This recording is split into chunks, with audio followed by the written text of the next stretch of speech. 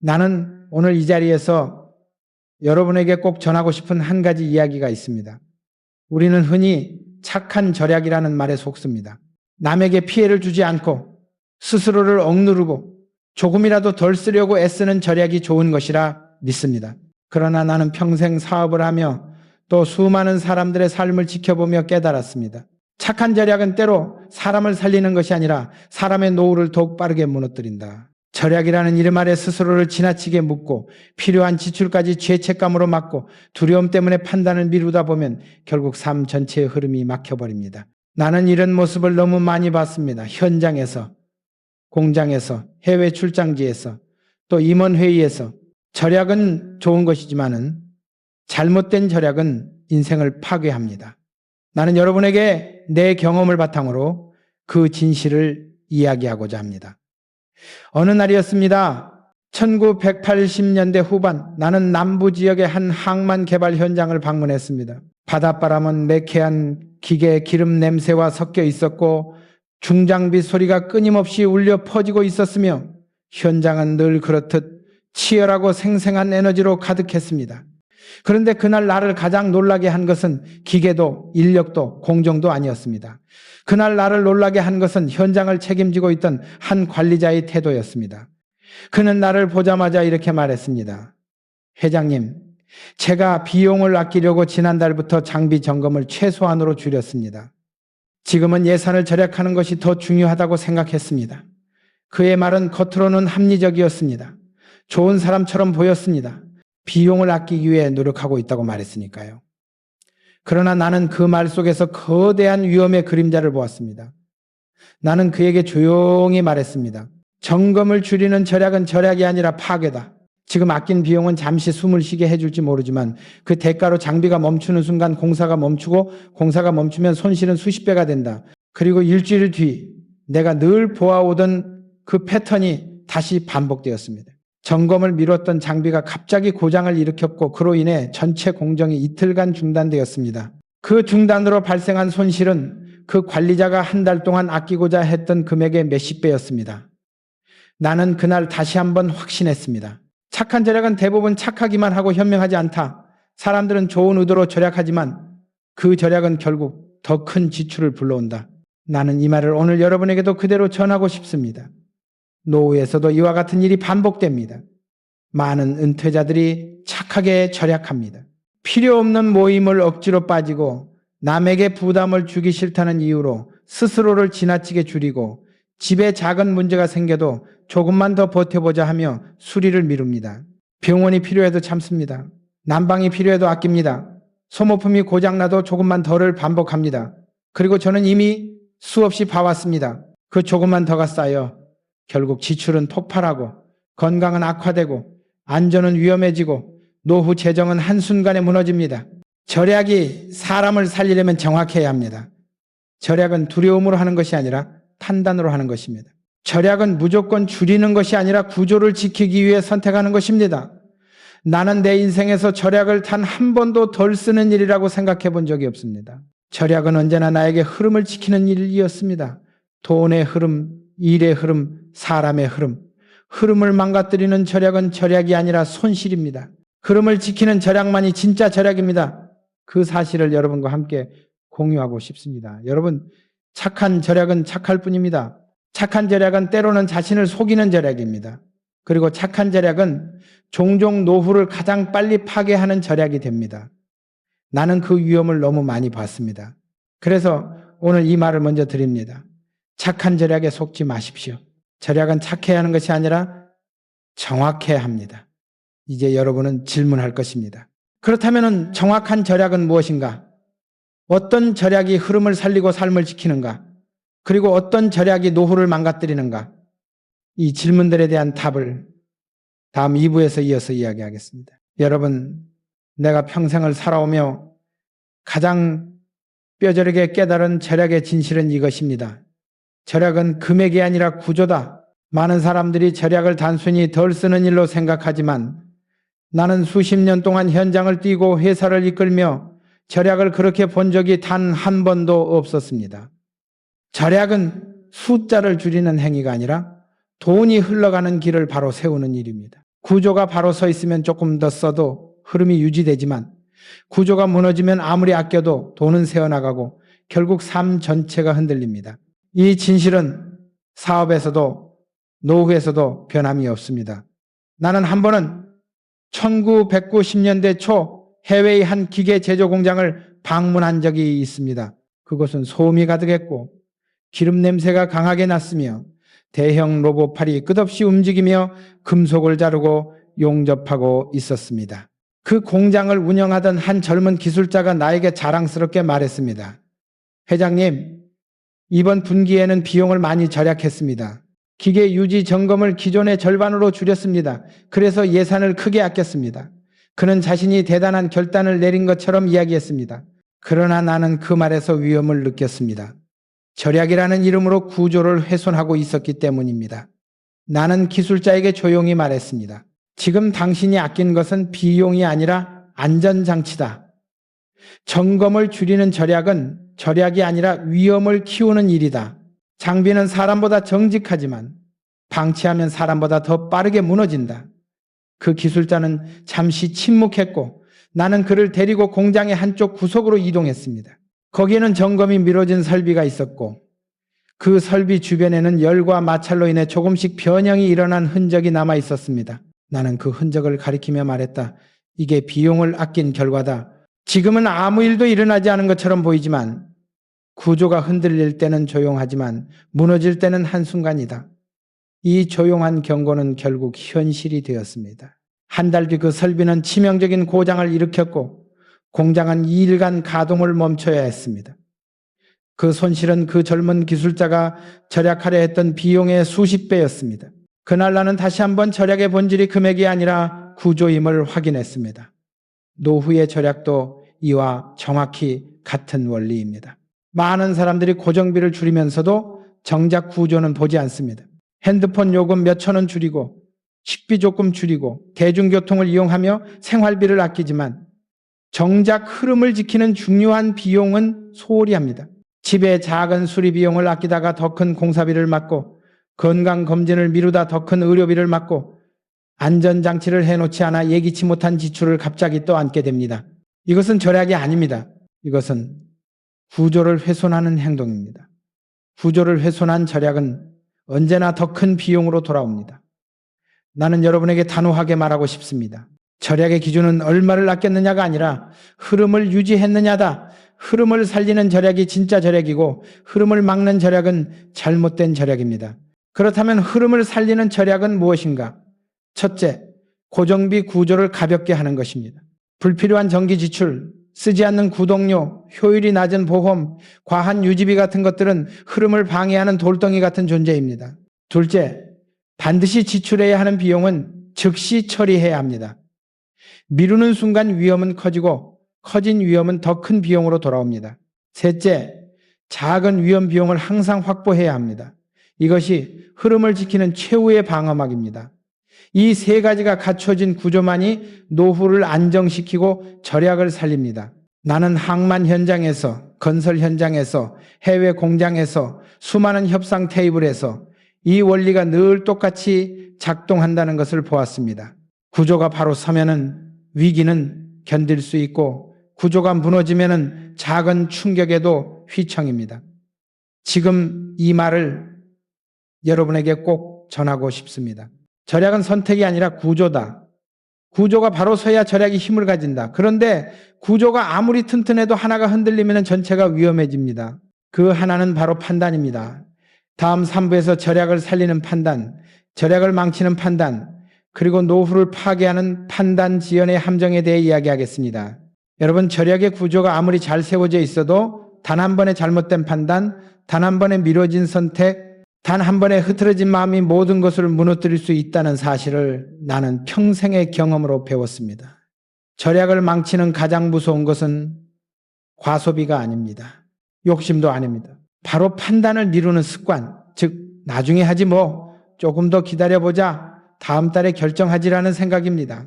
이 미루기 습관이 쌓이면 흐름은 멈추고 구조는 흔들리며 절약은 방향을 잃습니다. 나는 현장에서 이 패턴을 너무 많이 목격했습니다. 어느 날 1990년대 중반이었습니다. 중동 지역의 대형 플랜트 프로젝트를 점검하기 위해 사막을 건너던 때였습니다. 그곳의 공기는 뜨거웠고 먼지가 바람에 섞여 얼굴을 찌를 듯이 스치며 지나갔고 강한 열기 속에서 기계들이 돌아가는 소리는 금속이 비명을 지르는 듯 했습니다. 그 현장을 이끌던 한 관리자가 나에게 보고를 올리며 말했습니다. 회장님, 이번 달 예산을 절약하려고 설비 부품 교체를 다음 달로 미루려고 합니다. 지금 당장은 문제 없으니 조금 더 버틸 수 있습니다. 그 말은 표면적으로는 절약 같았습니다. 그러나 그 순간 나는 단호하게 고개를 저었습니다. 나는 이미 수없이 보아왔습니다. 바로 그 조금만 더 이번 달만 버티자가 결국 더 큰 손실을 만들어낸다는 사실을 나는 조용히 말했습니다. 지금 교체해야 한다. 다음 달은 존재하지 않는다. 다음 달에 하자는 말은 결국 하지 않겠다는 말이다. 그는 당황했습니다. 그리고 이렇게 말했습니다. 회장님, 그래도 이번 달은 비용이 너무 많이 들어갑니다. 다음 달에 하면 더 여유가 있습니다. 나는 깊게 숨을 들이켰습니다. 그리고 단단한 목소리로 말했습니다. 비용이 많아서 미루는 것이 아니라 결단이 부족해서 미루는 것이다. 결단을 미루면 비용은 반드시 커진다. 절약은 미루는 자가 아니라 지금 결정하는 자가 한다. 그리고 정확히 이틀 뒤 그 미루려던 설비는 과열로 멈춰섰습니다. 프로젝트 전체가 24시간 동안 중단되었습니다.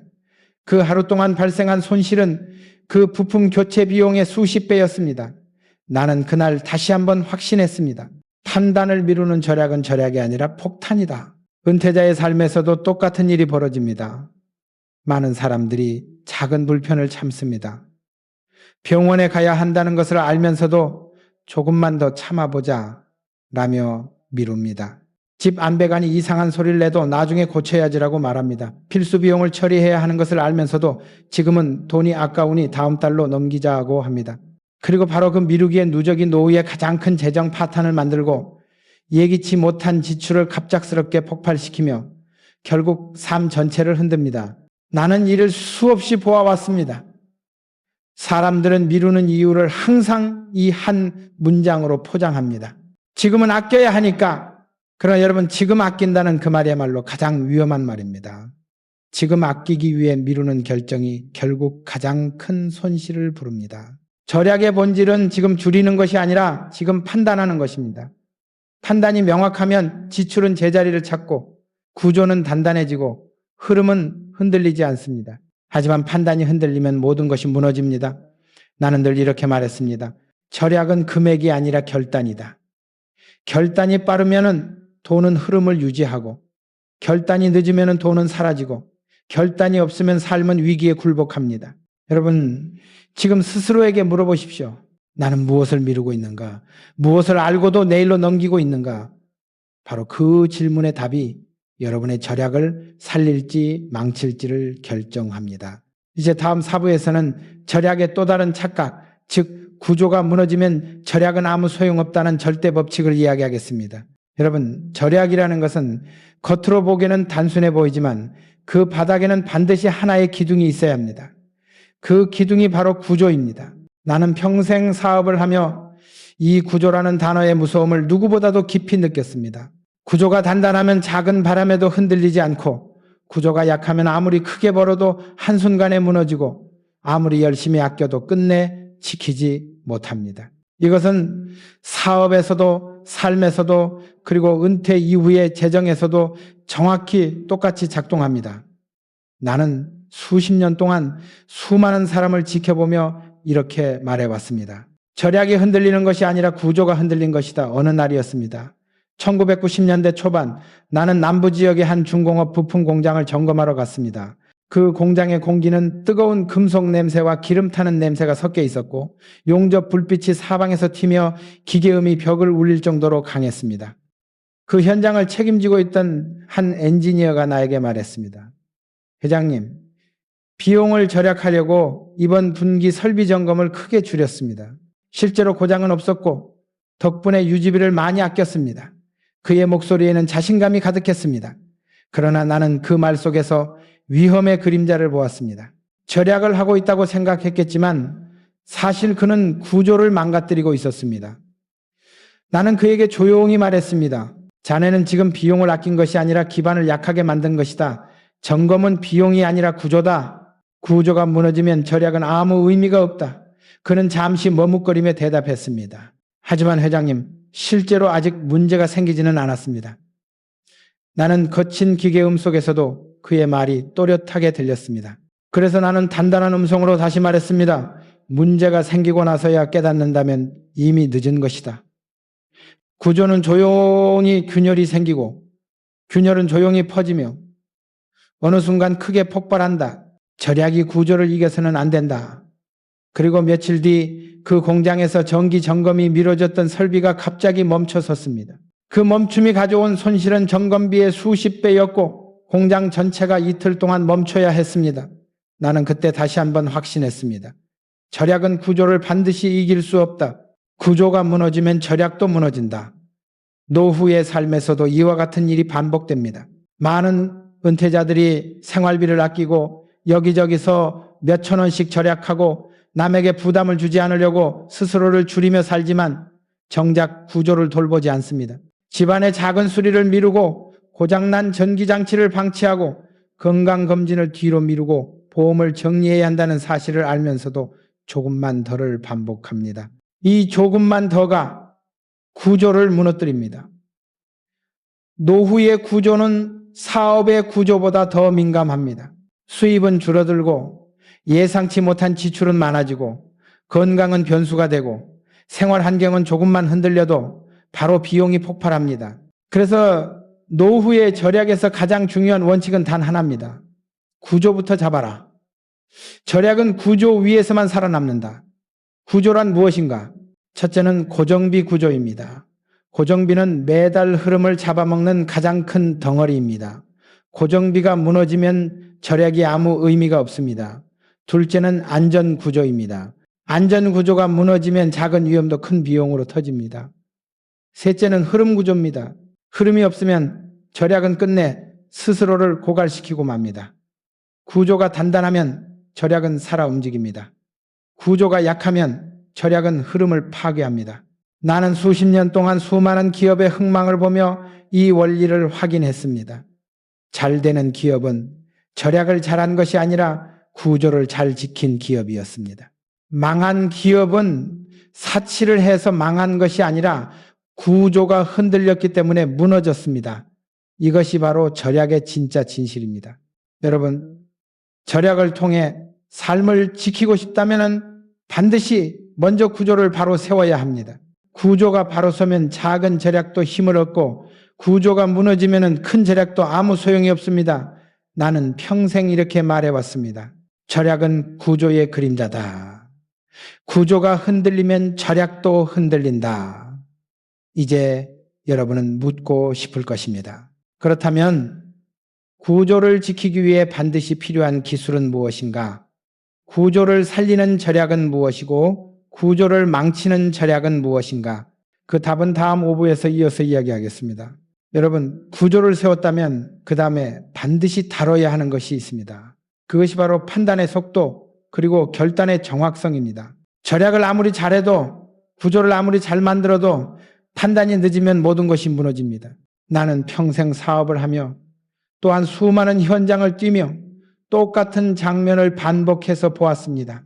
위기는 늘 조용히 다가오지만 무너지는 순간은 아주 빠르게 찾아오고 그 순간에 살아남는 사람과 무너지는 사람의 차이는 단 하나, 결단이 있느냐 없느냐였습니다. 어느 날이었습니다. 1980년대 중반, 나는 동남아 지역의 항만 설비 도입을 위해 현지를 방문했습니다. 항구에는 오래된 크레인들이 삐걱 소리를 내며 움직였고 습한 공기가 기계의 녹냄새와 섞여 있었습니다. 그 현장 책임자는 나에게 비용을 줄이기 위해 설비 교체를 최소한으로 유지하고 있다고 말했습니다. 회장님, 아직 쓸 수 있습니다. 그래서 이번 분기에는 교체를 미루려고 합니다. 예산을 절약하면 회사에 큰 도움이 됩니다. 그는 자신의 옳은 결정을 하고 있다고 믿고 있었습니다. 그러나 나는 경험으로 이미 알고 있었습니다. 미루는 절약은 절약이 아니라 파괴의 첫걸음이라는 사실을. 그래서 나는 단호하게 말했습니다. 교체를 미루면 결국 더 큰 비용을 치르게 된다. 절약은 지금 쓰지 않는 것이 아니라 지금 지켜야 할 것을 지키는 것이다. 하지만 그는 끝까지 미뤘고 결국 일주일 뒤 크레인 한 대가 멈춰 섰습니다. 항구 전체가 12시간 동안 마비되었고 그 하루 동안 발생한 손실은 그가 절약하려 했던 비용의 수십 배였습니다. 그날 나는 다시 한번 깨달았습니다.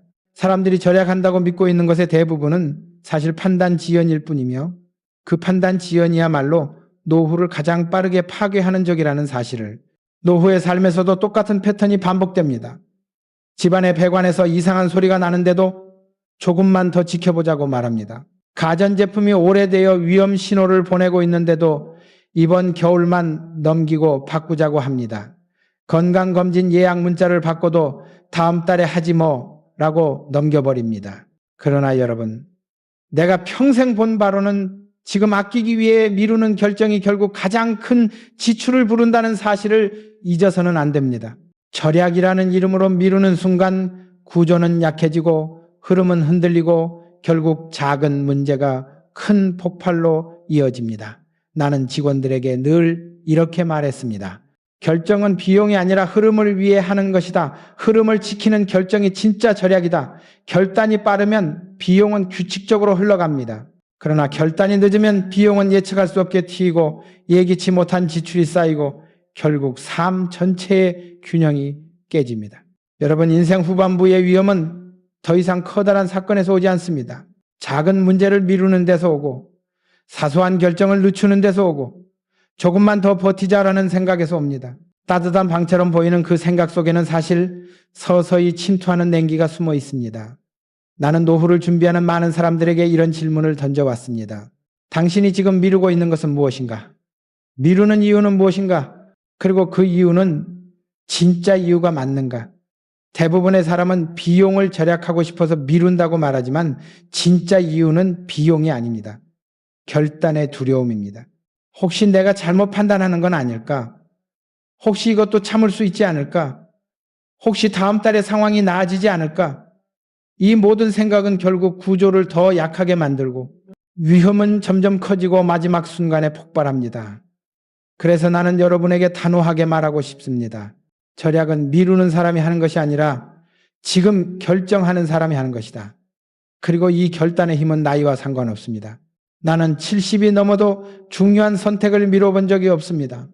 나이가 들수록 결단은 더 빨라져야 합니다. 왜냐하면 시간이 줄어들기 때문이 아니라 변수를 견딜 여유가 줄어들기 때문입니다.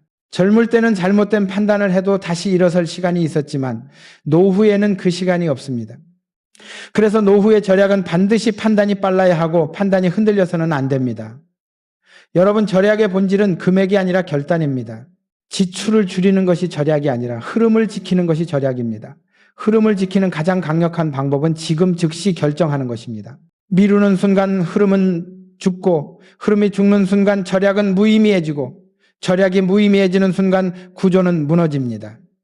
이제 우리는 다음 단계로 나아가야 합니다. 절약과 구조, 결단까지 배웠다면 다음은 흐름입니다. 절약만으로는 노후를 지킬 수 없습니다. 흐름이 있어야 살아남습니다. 다음 6부에서 흐름 하나가 노후를 어떻게 바꾸는지를 이야기하겠습니다. 여러분, 나는 평생을 일하며 하나의 진실을 똑똑히 보았습니다. 절약만으로는 삶을 지킬 수 없습니다. 절약은 어디까지나 방어일 뿐이고 방어만으로는 전쟁에서 이길 수 없습니다. 진짜 노후를 지키는 힘은 흐름입니다. 돈이 들어오는 작은 길 하나, 아주 작은 유입 하나, 꾸준히 반복되는 순환 하나가 있어야 합니다. 나는 수십 년 동안 조선소, 건설 현장, 해외 공사, 수출 계약 테이블을 오가며 이 원리를 명확히 봤습니다. 절약은 버티게 하지만 흐름은 살립니다. 어느 날이었습니다. 1990년대 초 나는 동남아시아의 한 항구 도시를 방문했습니다. 고온의 바람이 피부를 때렸고 항구 끝에서는 오래된 화물선이 철덩어리 같은 소리를 내며 정박해 있었습니다. 그 도시는 새로운 산업을 유치하려 몸부림치고 있었고 나는 그들의 제안을 듣기 위해 회의실로 들어갔습니다. 회의실은 습기 때문에 유리창이 뿌옇게 흐려져 있었고 선풍기가 천장을 돌며 들릴 듯 말 듯한 진동음을 냈습니다. 그 자리에서 도시 책임자가 말했습니다. 회장님, 우리는 예산이 부족하지만 최대한 아껴 쓰면서 버티고 있습니다. 비용을 줄이면 상황이 나아질 것이라 믿고 있습니다. 나는 그 말을 들으며 속으로 생각했습니다. 절약만으로는 절대 상황이 나아지지 않는다. 절약은 시간을 버는 방식이지 문제를 해결하는 방식이 아니다. 그리고 그들에게 이렇게 말했습니다. 버티는 도시가 살아남는 것이 아니라 흐름을 만든 도시가 살아남는다. 절약이 아니라 유입이 당신들을 살릴 것이다. 이 말은 사업에서도 인간의 삶에서도 그리고 노후의 재정에서도 정확히 같은 원리입니다. 나는 내 인생에서 이 진실을 수도 없이 보았습니다. 흐름이 있는 사람은 위기를 견딥니다. 흐름이 없는 사람은 작은 충격에도 흔들립니다. 절약만 하는 사람은 불안합니다. 흐름이 있는 사람은 안정됩니다. 절약은 지출을 늦추지만 흐름은 미래를 열어줍니다. 노후도 똑같습니다. 많은 사람들이 절약만 하고 흐름을 만들 생각을 하지 않습니다. 그러다 보니 돈이 빠져나갈 때마다 공포를 느끼고 지출이 조금이라도 늘면 불안해지고 작은 사고 하나에도 무너지는 삶을 살게 됩니다.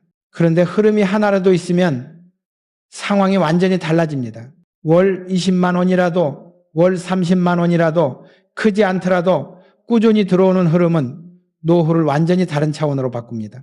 왜냐하면 흐름은 단순한 수입이 아니라 심리적 버팀목이기 때문입니다. 나는 이런 말을 자주 했습니다. 흐름이 있는 사람은 겁을 먹지 않는다.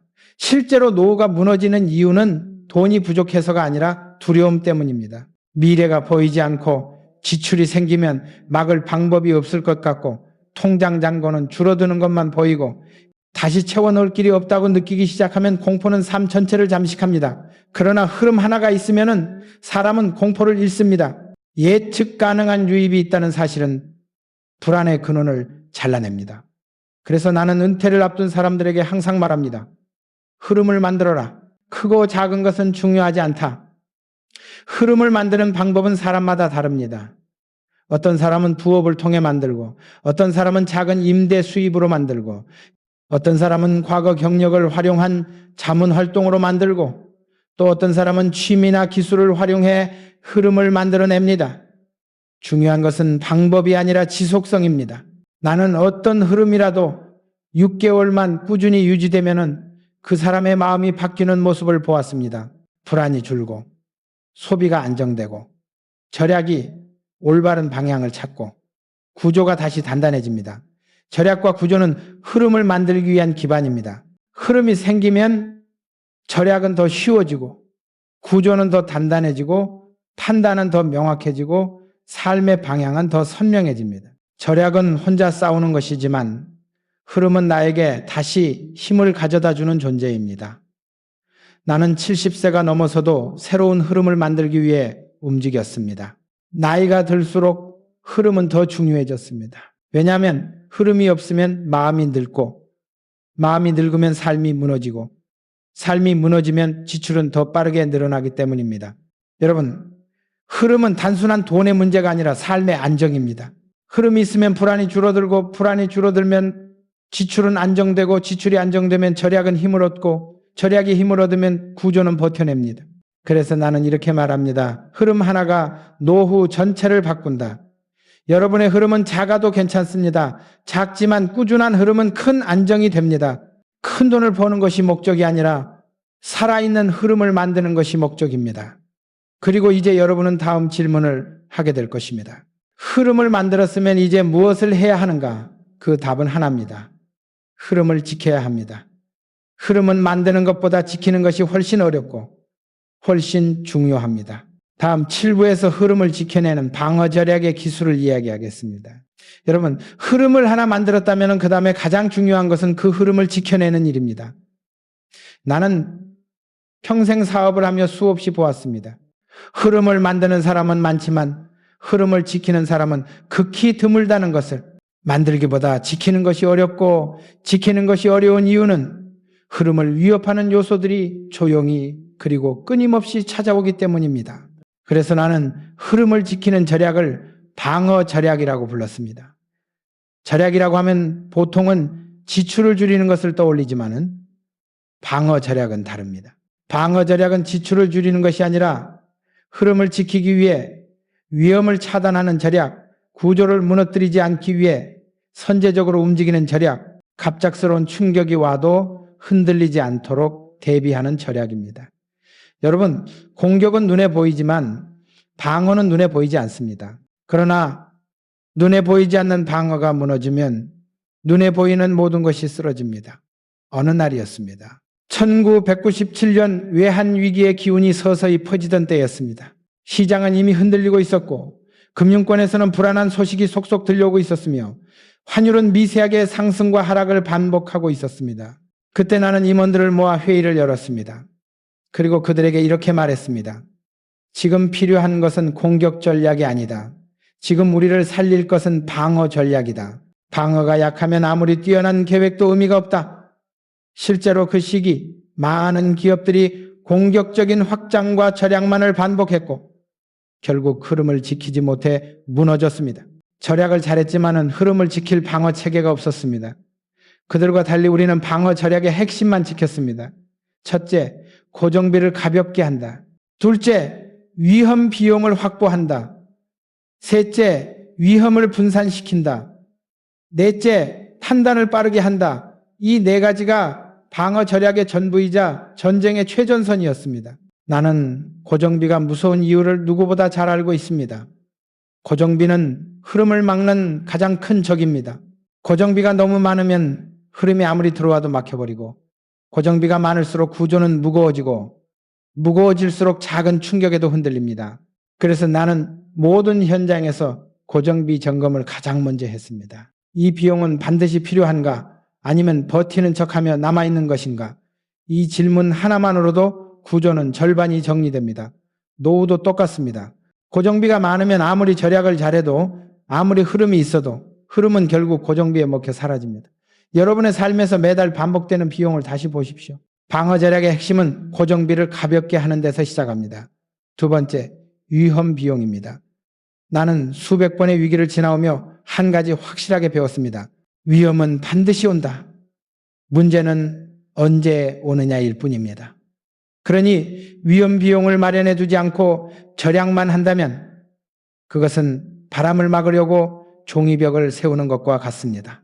노후의 삶은 젊을 때보다 위험이 훨씬 많습니다. 건강, 집, 가족, 예기치 못한 상황 이런 것들은 절약으로 해결되지 않습니다. 절약은 위험을 막지 못합니다. 위험을 막는 것은 오직 준비된 비용뿐입니다. 위험 비용은 쓰기 위해 만드는 돈이 아니라 흐름을 지키기 위한 마지막 방어막입니다. 세 번째는 분산입니다. 나는 평생 사업을 하며 분산을 투자가 아니라 생존 기술이라고 생각했습니다. 한 산업이 흔들릴 때 다른 산업이 버팀목이 되듯 노후의 재정에서도 한 곳에 집중된 위험은 반드시 문제를 일으킵니다. 수입이 하나에만 의존해도 위험하고 지출이 한 군데에 몰려 있어도 위험하며 심지어 심리적 기대가 한 지점에 몰려 있어도 위험합니다. 분산은 돈을 늘리기 위한 기술이 아니라 흐름을 지키기 위한 기술입니다. 네 번째는 판단의 속도입니다. 방어 절약이라고 해서 느긋한 것이 아닙니다. 오히려 더 빨라야 합니다. 위험이 다가올 때 느리게 움직이면 방어가 무너집니다. 나는 나이가 들수록 더 빠른 결단을 내렸습니다. 왜냐하면 노후에는 변수를 견딜 시간이 줄어들기 때문입니다. 여러분, 방어 전략은 전략이 아니라 생존 전략입니다. 흐름을 만들어 놓고도 방어하지 않으면 그 흐름은 금세 새어나가고 한번 무너지면 다시 만들기 어렵습니다. 많은 사람들이 은퇴 후 절약만 잘하면 된다고 착각합니다. 그러나 나는 이렇게 말하고 싶습니다. 절약은 흐름을 만들지만 방어 절약은 흐름을 지킨다. 흐름을 지키지 못하면 절약은 의미가 없고 흐름이 무너지면 구조도 흔들리고 구조가 흔들리면 삶 전체가 흔들립니다. 여러분의 노후가 무너지지 않기를 바랍니다. 여러분의 흐름이 지켜지기를 바랍니다. 여러분의 구조가 오래 버티기를 바랍니다. 이제 마지막 단계로 넘어가야 합니다. 흐름을 만들고 방어하고 구조를 세우고 결단을 배웠다면 이제 남은 것은 단 하나, 마음의 질서입니다. 다음 8부에서 절약과 흐름과 구조를 모두 지배하는 마지막 비밀을 이야기하겠습니다. 여러분, 지금까지 절약의 착각을 깨고 구조의 중요성을 세우고 결단의 속도를 배우고 흐름을 만들고 방어 절약으로 그 흐름을 지키는 법을 이야기했습니다. 그러나 나는 평생 사업을 하며 마지막에 남은 한 가지를 누구보다 깊이 느꼈습니다. 그것은 돈을 지배하는 힘도 구조를 움직이는 힘도 흐름을 지탱하는 힘도 결국 마음의 질서에서 나온다는 사실입니다. 마음이 흔들리면 절약은 방향을 잃고 구조는 약해지고 흐름은 끊기고 방어는 작동하지 않습니다.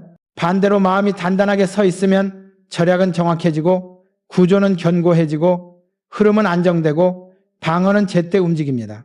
노후의 재정을 파괴하는 것은 돈의 부족이 아니라 마음의 혼란입니다. 나는 이 사실을 수십 년 동안 수많은 협상과 위기 속에서 반복해서 확인했습니다. 어느 날이었습니다.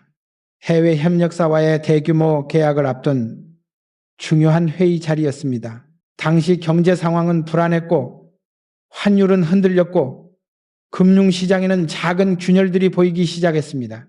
회의실 공기는 무겁고 뜨거웠으며 참석자들 사이에는 묵직한 긴장감이 흘렀습니다. 그때 한 임원이 이렇게 말했습니다. 회장님, 저는 지금 결정을 내리기가 두렵습니다. 혹시 우리가 잘못 판단하면 큰 손해를 볼 수도 있습니다. 그의 말은 사실이었습니다. 위험은 분명 존재했습니다. 그러나 나는 그의 말 속에서 위험보다 더 무서운 것을 보았습니다. 그것은 바로 마음의 흐트러짐, 즉 두려움이 판단을 대신하려는 순간이었습니다. 나는 그에게 조용히 말했습니다. 두려움은 누구에게나 있다. 그러나 두려움이 판단을 대신하면 모든 것은 무너진다. 위험은 밖에 있는 것이 아니라 마음 안에서 커지는 것이다. 그 회의에서 우리는 결국 결단을 내렸고 그 결단은 회사를 살렸습니다. 그날 나는 다시 한번 깨달았습니다. 모든 판단의 출발점은 마음이고 마음이 흐트러지면 아무리 정확한 계산도 소용없다는 사실을, 노후도 똑같습니다. 사람들이 절약을 망치는 이유는 돈이 없어서가 아닙니다. 마음이 불안하기 때문입니다. 두려움 때문에 필요한 소비를 미루고 죄책감 때문에 흐름을 끊고 불안 때문에 지출을 더 줄이려고 하고 조급함 때문에 잘못된 결정을 내립니다. 마음이 불안하면 절약은 강박이 되고 흐름은 욕심이 되고 구조는 흔들리고 방어는 회피가 됩니다. 그러나 마음이 서 있으면 절약은 선택이 되고 흐름은 안정이 되고 구조는 기둥이 되고 방어는 지혜가 됩니다. 나는 노후의 마음을 지키기 위해 반드시 갖추어야 하는 4가지 질서를 이야기하고 싶습니다. 첫째는 두려움을 다루는 질서입니다. 두려움은 없어지지 않습니다. 그러나 두려움을 줄일 수는 있습니다. 그 방법은 단 하나, 준비입니다. 준비가 되어 있으면 두려움은 경계가 되지만 준비가 없으면 두려움은 공포가 됩니다. 두려움을 없애는 것이 목적이 아니라 두려움을 제압하는 마음의 질서를 세우는 것이 목적입니다. 둘째는 욕심을 다루는 질서입니다. 흐름이 생기면 사람들은 욕심을 냅니다. 조금만 더 벌어보자는 생각이 흐름을 파괴합니다. 욕심은 돈을 늘리는 생각처럼 보이지만 실은 마음의 균형을 깨뜨리는 독입니다. 욕심을 제어하는 사람만이 흐름을 오래 유지합니다. 셋째는 목표를 다루는 질서입니다. 목표가 없는 사람의 재정은 흔들립니다. 왜 절약하는지, 왜 흐름을 만드는지, 왜 구조를 세우는지 명확해야 합니다. 목표가 분명하면 마음은 흔들리지 않고 마음이 흔들리지 않으면 선택이 흔들리지 않습니다. 넷째는 관계를 다루는 질서입니다. 노후를 무너뜨리는 지출의 상당수는 인간관계에서 나옵니다. 억지 선물, 부담스러운 만남, 필요 없는 약속, 이런 관계들이 마음을 피곤하게 하고 지출을 늘리고 흐름을 약하게 만듭니다. 관계가 정리되면 마음이 안정되고 마음이 안정되면 절약이 흔들리지 않고 절약이 흔들리지 않으면 구조와 흐름 모두 안정됩니다. 그래서 나는 이렇게 말합니다. 마음이 흐트러지면 돈도 흐트러지고 마음이 서면 돈도 선다. 여러분의 노후를 지키는 마지막 기둥은 마음입니다. 절약, 구조, 결단, 흐름, 방어, 절약, 모든 것은 결국 마음에서 시작해 마음에서 끝납니다. 나는 인생 말년에 스스로에게 이런 말을 자주 했습니다. 돈은 사람을 흔드는 것이 아니라 마음이 흔들릴 때 돈이 사람을 무너뜨린다. 여러분, 마음의 질서는 그 어떤 기술보다도 강력한 무기입니다. 절약을 살리고 흐름을 지키고 구조를 붙잡고 방어를 움직이는 힘은 언제나 마음에서 나옵니다. 그러니 반드시 기억하십시오. 마음이 흔들리면 모든 것이 흔들리고 마음이 서면 모든 것이 서 있다. 이것이 내가 평생을 일하며 얻은 마지막 통찰입니다. 그리고 이 한 문장만 지킨다면 여러분의 노후는 누구도 흔들 수 없는 단단한 삶이 될 것입니다.